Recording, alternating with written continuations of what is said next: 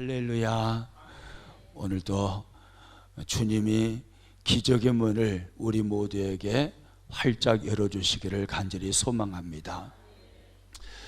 우리가 이번 특세에 나눴던 말씀을 잠깐 복습하도록 하겠습니다.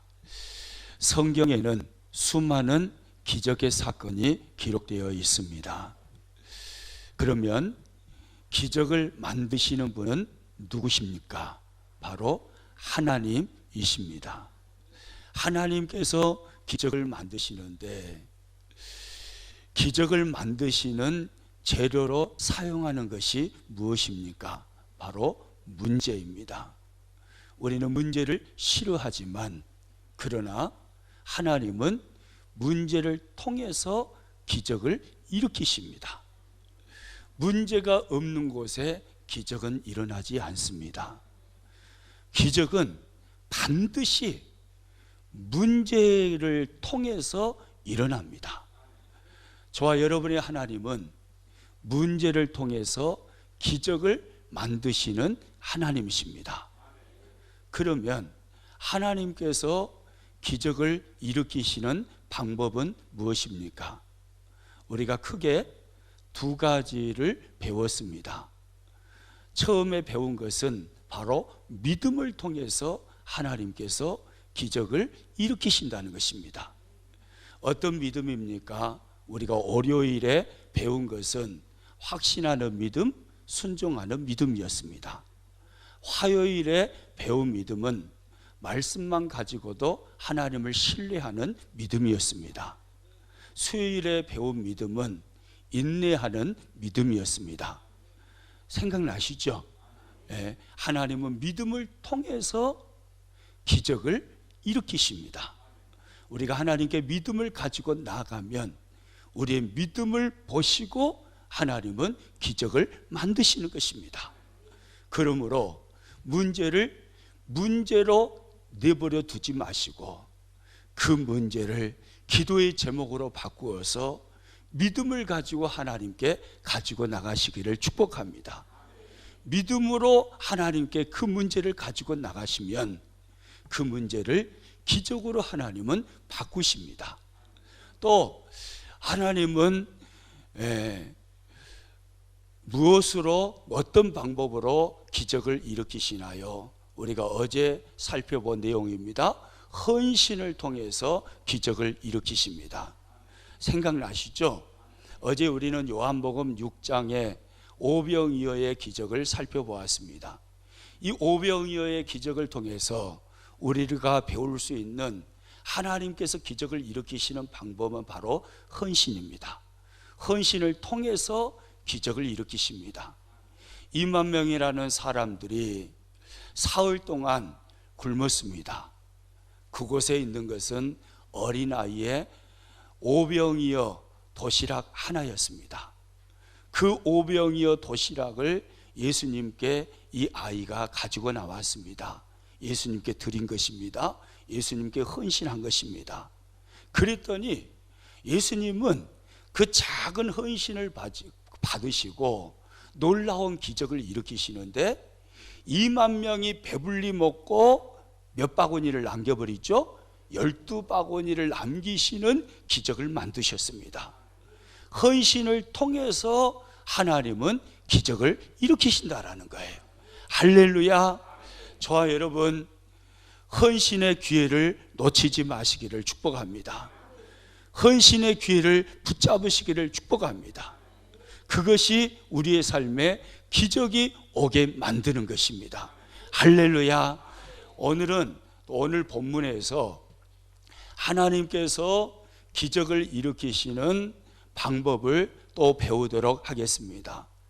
먼저 우리가 오늘 본문에서 살펴보고 싶은 것은, 오늘 본문 역시 기적은 문제를 통해서 만들어졌다라는 것입니다. 오늘 본문 25절 말씀 같이 읽습니다. 12해를 혈루증으로 알아온 한 여자가 있어.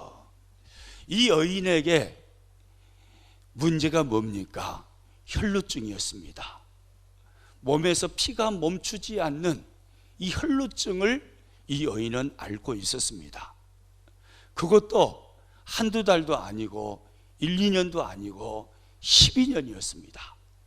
12년 동안 매일같이 몸에서 피가 끊어지지 아니하고 계속해서 피가 흐르는 그 고통 속에 살았던 것입니다. 얼마나 힘들었겠습니까? 이 큰 문제를 안고 이 여인은 하루하루를 살았습니다. 이 문제를 해결하기 위해서 그래서 이 여인은 백방으로 뛰어다녔습니다. 26절입니다.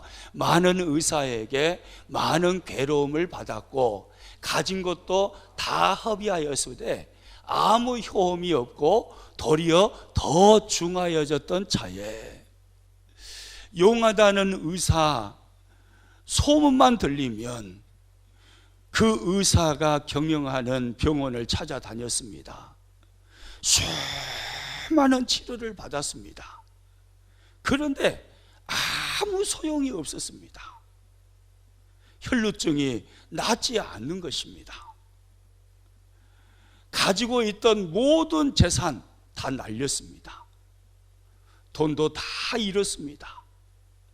몸의 병은 고쳐지지 않았습니다. 이 상황에서 이 여인은 그 절망감이라는 게 얼마나 컸겠습니까? 그 고통과 그 절망을 가지고 살아갔던 이 여인. 그런데 이 여인에게도 기적이 찾아왔습니다. 그렇게 간절히 소원했던 혈루증이 고쳐진 것입니다. 오늘 보면 34절 말씀 같이 읽습니다. 예수께서 이르시되 딸아 내 믿음이 너를 구원하였으니 평안히 가라. 내 병에서 놓여 건강할지어다. 할렐루야. 따라서 합니다. 평안히 가라. 내 병에서 놓여 건강할지어다. 예수님께서 이 여인의 혈루증을 고치신 것입니다. 이 기적이 여러분 모두에게도 임하시기를 축복합니다. 예수님이 이 여인의 혈루증을 고쳤습니다. 12년 동안 수많은 병원을 찾아다니면서 고치려고 몸부림을 쳤지만 고치지 못했던 그 혈루증. 그런데 예수님께 가지고 나가니까 예수님은 단방에 고쳐버리셨습니다. 할렐루야. 여러분 이 여인은요 오늘 이 34절에 보니까 믿음을 통해서 그 혈루증을 고침받았다라고 성경이 말씀을 합니다. 하나님께서 기적을 일으키셨던 그 첫 번째 방법, 우리가 올 화 수요일 날 배웠던 그 방법인 믿음을 통해서 이 여인은 혈루증을 고침받았습니다. 예수님에 대한 소문을 듣고 예수님이면 기적을 일으키시겠구나, 죽은 자도 살리신 주님이시라면 그 주님이면 내 혈루증을 능히 고칠 수 있으시다, 이렇게 믿고 예수님을 찾아가서 예수님의 옷자락을 만졌습니다. 그랬더니 자신의 몸에 흐르던 그 피가 멈춘 것입니다. 12년 동안 그를 고통스럽게 했던 유출병이 사라져 버린 것입니다. 믿음을 통해서 이 여인은 기적을 경험했습니다. 그런데요, 오늘 본문을 자세히 보면 하나님께서 기적을 일으키시는 또 하나의 방법이 있는 것을 알 수가 있습니다. 기적을 일으키시는 또 하나의 방법이 있는데 그것이 뭐냐면 결론부터 말씀드리면 바로 비전을 통해서입니다. 무엇을 통해서라고요? 비전을 통해서요. 따라서 합니다. 비전을 통해서. 비전을 통해서. 그렇습니다. 하나님은 이 여인의 마음속에 있는 그 꿈, 그 소원, 그 생각, 그 비전을 통해서 기적을 일으키신 것입니다. 오늘 본문 27절 28절 말씀 같이 읽습니다.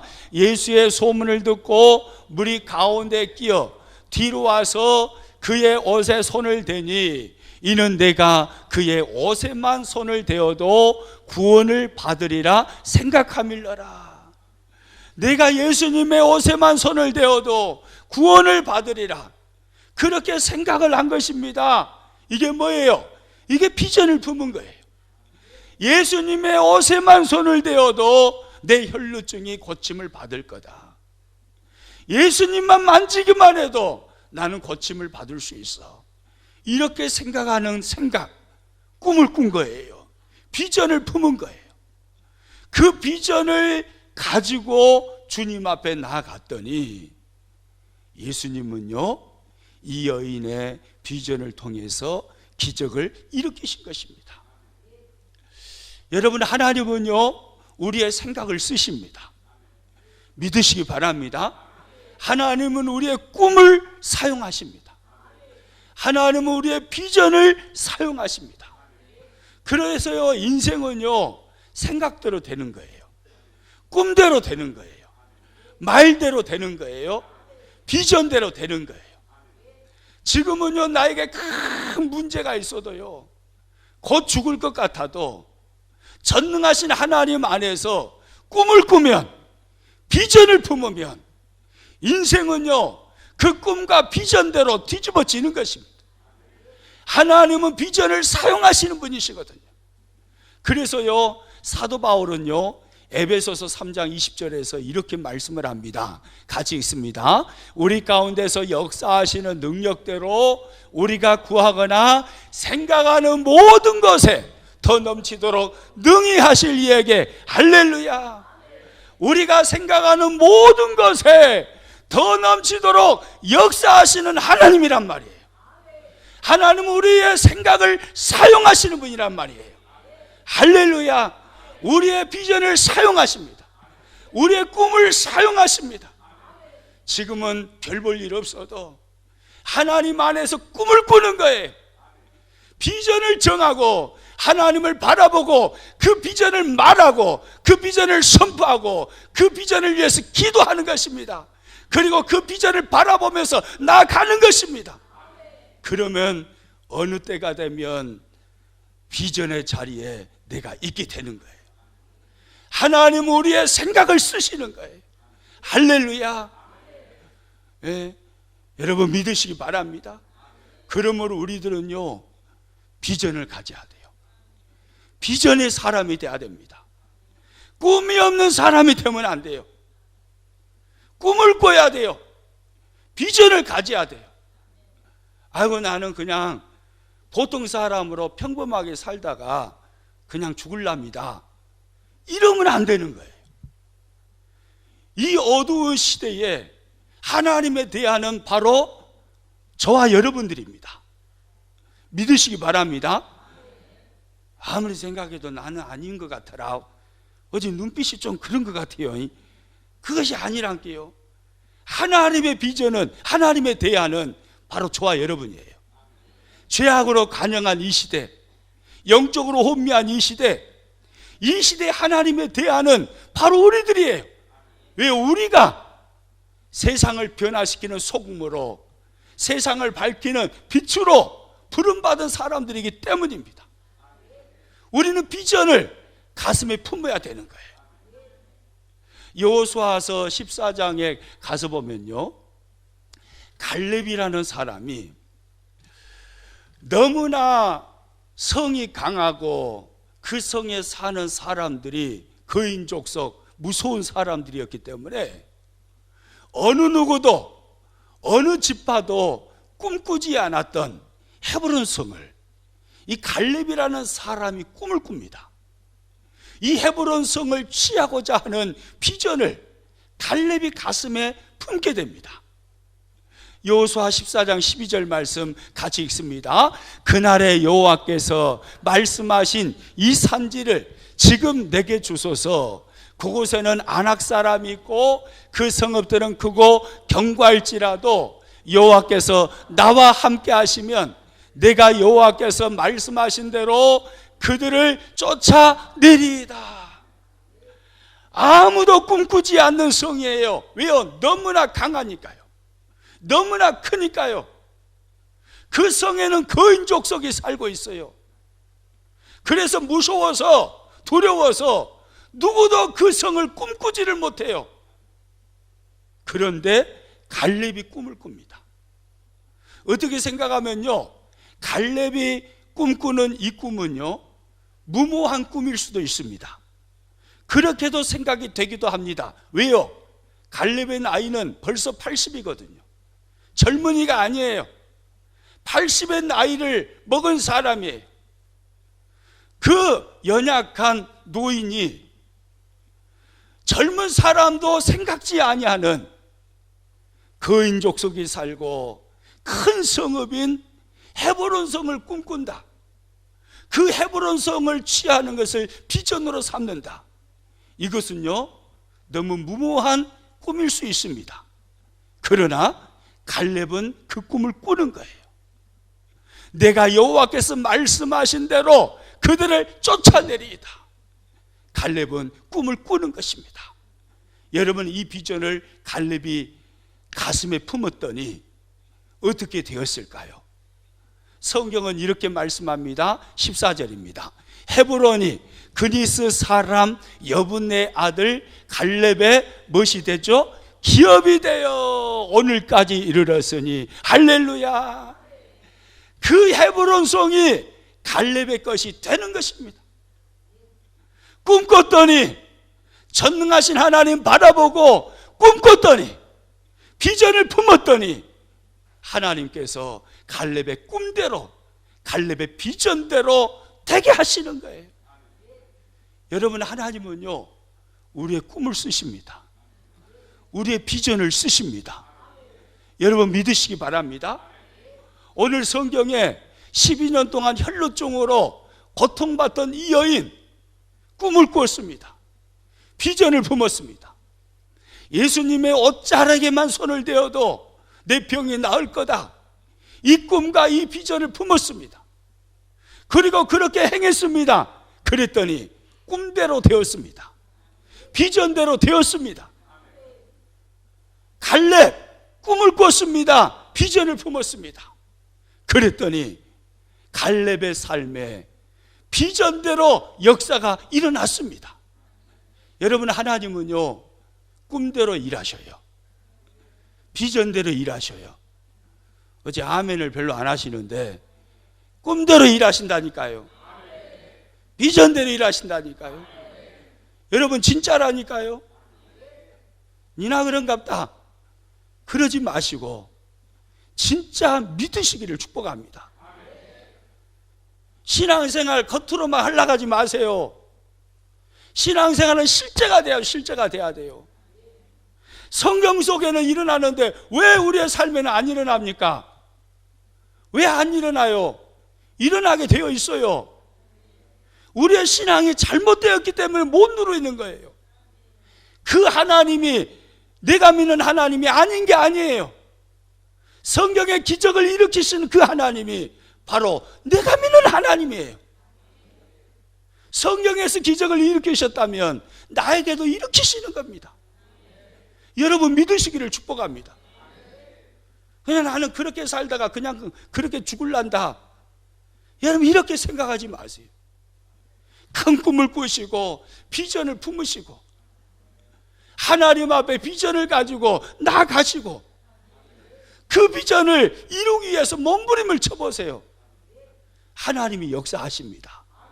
할렐루야. 여러분, 우리 교회를 잘 생각해 보세요. 우리 교회를 지금 이끌어가고 있는 것이 뭔 것 같습니까? 예? 생각을 해봐야지 한번 대답을 하죠. 우리 교회를 이끌어가는 게 뭔 것 같습니까? 예? 비전이에요, 비전. 곰곰이 생각해 보세요. 우리 교회를 이끌어가는 것은 바로 비전입니다. 12 원포인트 비전. 이 비전을 설정하고 기도하고 하나님 의지하고 나가니까 이 비전이 이루어져 가고 있잖아요. 여러분 눈에는 안 보인가요? 비전이 이루어져 가고 있어요. 교회를 움직이는 것은요, 바로 비전이에요, 비전. 비전이 있는 교회하고 비전이 없는 교회는요, 하늘과 땅 차이예요. 인생도 똑같습니다. 비전이 있는 사람, 비전이 없는 사람, 하늘과 땅 차이예요. 교회를 다니고 예수님을 믿어도 비전이 없는 사람, 얼굴에 생기가 없어요. 눈동자가 죽어 있어요. 그런데 비전이 있는 사람 봐보세요. 얼굴에 생기가 있어요. 눈동자가 살아있는 겁니다. 비전이 있는 사람과 없는 사람은요, 삶을 살아가는 방식이 달라요. 신앙생활하는 모습이 달라요. 전혀 다릅니다. 비전을 품어야 됩니다. 할렐루야. 이런 비전을 품으십시오. 사업을 하고 있다면 하나님, 지금은 사업장이 작지만 이 사업장을 통해서 많은 교회를 짓기를 원합니다. 이 사업장을 통해서 많은 선교사님을 파송하기를 원합니다. 이 사업장이 하나님의 나라 확장되어지는데 쓰임받기를 원합니다. 주여, 이 사업장을 써 주옵소서. 그러면서 구체적으로 비전을 세우는 거예요. 나는 이 사업장을 통해서 몇 개의 교회를 짓겠다, 몇 명의 선교사님을 파송하겠다. 구체적으로 비전을 세우는 겁니다. 그리고 기도하는 거예요. 그리고 전진해 나가는 거예요. 비전이 사업장을 움직여 갑니다. 한번 그렇게 해보세요. 그렇게 된가 안 된가? 비전이 사업장을 움직여 간다니까요. 할렐루야. 우리는 비전을 세웠습니다. 비전이 교회를 이끌어 갈 것입니다. 그러나 갈렙과 같이, 이 여인과 같이 이런 열정이 없다면 여러분, 비전은 한낱 객꿈에 불과해요. 뭔가 몸부림치는 게 있어야죠. 뭔가 애를 써야죠. 그래야 하나님이 그 열정을 사용하셔서 꿈대로 되게 하실 거 아닙니까? 할렐루야. 여러분, 승리하시기를 축복합니다.